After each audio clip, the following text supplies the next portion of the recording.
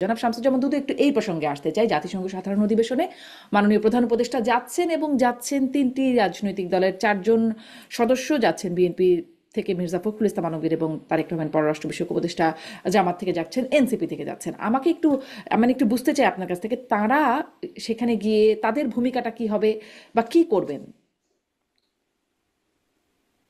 এটা জাতিসংঘের একটা সাধারণ অধিবেশন।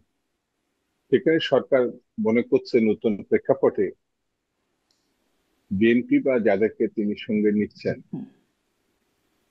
তাদেরকে যদি জাতিসংঘে নিয়ে যাওয়া যায়, তাহলে বাংলাদেশের বড় একটি শ্রেণী বা দেশের প্রতিনিধিত্ব করার মতো একটি অবস্থা থাকবে। কিন্তু তাদের নিয়ে জাতিসংঘে এই রাজনৈতিক অধিবেশন বলেন আর সাধারণ অধিবেশন বলেন, সেখানে সরকার এই সিদ্ধান্তটা নিয়েছে। এটা আমার ব্যক্তিগত মতামত বা ভাবনা।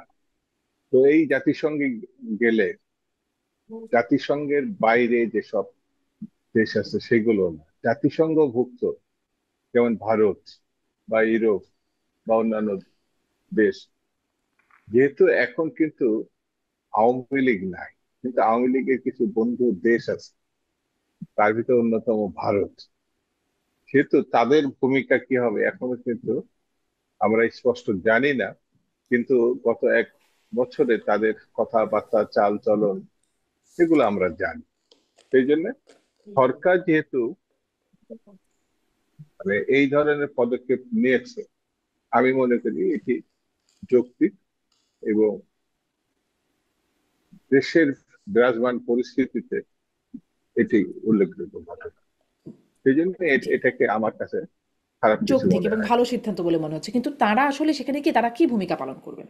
ধরুন মির্জা ফখরুল এটা ইসলাম সরকার, আলমগীর কি করবেন সেখানে? হ্যাঁ, এটা সরকার সিদ্ধান্ত নেবে যে সেখানে যে দলগুলোকে নিয়ে যাচ্ছে তাদের ভূমিকা কি হবে।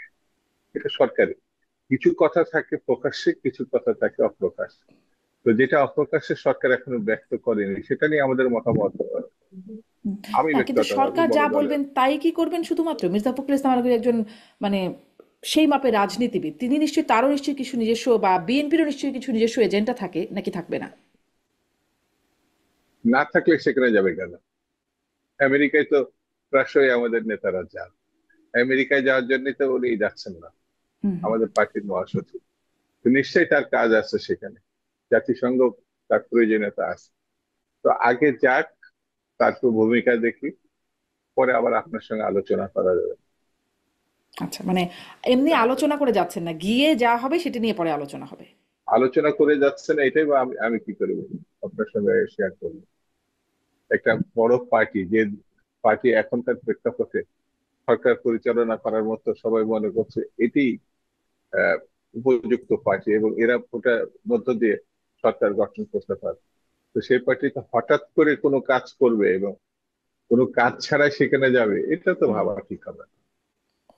জি, সেটাই আসলে বুঝতে চাচ্ছিলাম যে হঠাৎ করে না, নিশ্চয়ই ভেতরে কি হচ্ছে, কি আলোচনা হবে, যাই হোক সেটি এখন আমরা, আমাদের জন্য বিষয়টা অজানা থেকে যাচ্ছে।